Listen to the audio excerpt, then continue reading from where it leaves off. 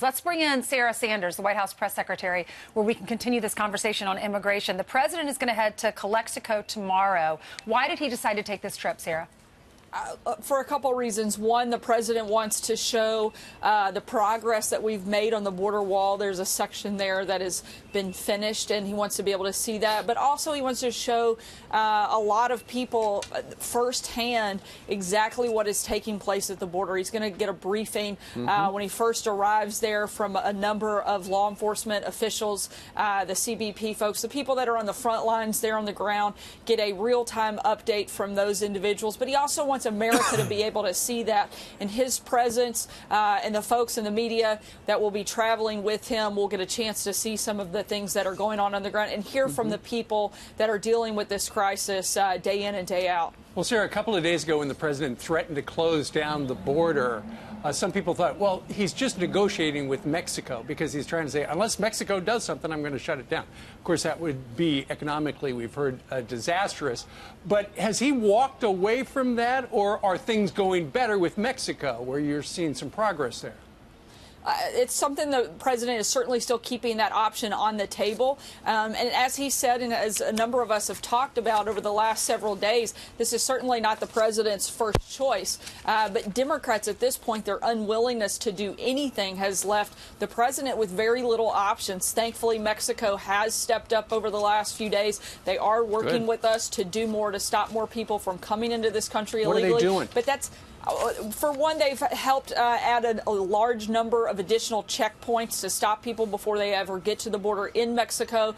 They are also stepping up the number of individuals that are waiting for their asylum claims in the United States to be processed, and they're holding those individuals in Mexico instead of the United States while that takes place, up to about 300 a day. So there is a lot that they are actually doing that is helping this process, but at the same time, it's not going to be enough. Congress is eventually going to have to get serious about protecting our country, protecting Americans. Yesterday, a few networks spent a lot of time talking about a minor breach at Mar-a-Lago, but they're not talking about the thousands of people that are illegally pouring into this country that are really putting national security at risk. And it's irresponsible the way that that has been ignored by Democrats in Congress, and this president is not going to allow that to continue. If he has to close the border, he will, but that's certainly not his top choice. Look, there are some basic things that Congress could do, starting with allowing unaccompanied minors to be returned and reunited with their family. The fact that a unaccompanied child can come to this country and we do not have the ability to legally return them back home to be reunited with their family in their home country is absurd. That is a simple fix that would drastically not only reduce the influx that we're seeing come across the border, but it would also stop the exploitation of these children through human trafficking, through the cartels, through the coyotes that are using these kids to come across the border. It is absolutely absurd, and frankly, it's dangerous and it's mean and cruel what Democrats are doing by not fixing that basic law so that we can actually help these kids and protect them and reunite them with their families. I just would love to hear a Democrat stand up and say 100,000 a month is too many, 76,000 in February was too many. I would love to see let them respond to some of the video that we've been able to show. It has proven the president is 100% correct in saying that this was a crisis at the border. It's just hard to imagine a counter-argument. Meanwhile, on the Mueller report, the New York Times making headlines late last night, out this morning. They say some on Mueller's team, unnamed, report was more damaging than Attorney General Barr revealed. What was your reaction? What's the president's reaction to that?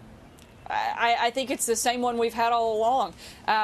Democrats continue to show day in and day out that they're nothing but sore losers. At some point, they have to realize that they have been beat by President Trump in the 2016 election. They're getting beat by him day in and day out on issues that actually matter. And I think they're a sad excuse for a political party right now. And at some point, they have to decide that they want to actually govern and they actually want to change things and make America better and join the president in those efforts.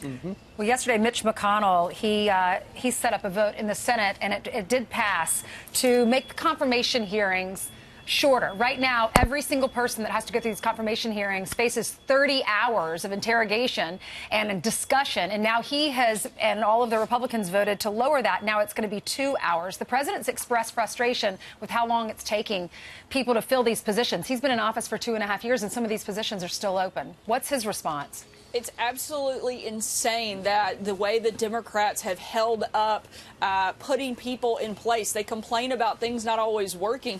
Well, they're not allowing people to actually take their jobs in their places of government. The president won. He should have the right to pick his team. That's how it works. They've held up nominees, some of them for over a year. As they like to say, elections have consequences. They certainly do. And that happened in 2016. They need to learn to live with it. And if they don't like it, they need to run on something of a message. Right. Stop trying to beat this president. Stop trying to attack everything he's doing. He's had an incredible first 2 years. Sarah, and just imagine what else he could have gotten done if you didn't have the Mueller report and if he'd actually had a full team in place, because Democrats hadn't obstructed every single person he's put forward. And Sarah, the president has asked for the Senate to adopt the nuclear option, just a simple majority on a variety of things for the last 2 years. Finally, Mitch McConnell saying, you know what, simple majority on these confirmation hearings, that's okay with me.